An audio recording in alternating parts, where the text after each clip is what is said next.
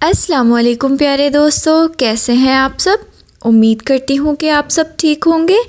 तो दोस्तों, आज हम ई के 4 हरफी अल्फाज को जुमलों में पढ़ेंगे और ई की जुमलों में पहचान करेंगे। तो चलें दोस्तों, मेरे साथ मिलकर ई की जुमलों में पहचान करें। ये रोटी गोल है। ये रोटी गोल है। ये रोटी गोल है। मानो सोती है। मानो सोती है। मानो सोती है। ये मेरी बाजी है।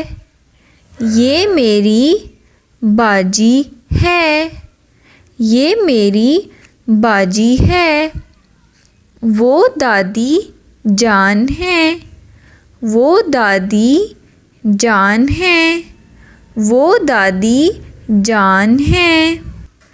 टॉफ़ी लाल है। टॉफ़ी लाल है। टॉफ़ी लाल है। बाजी गाड़ी में है। बाजी गाड़ी में है। बाजी गाड़ी में है।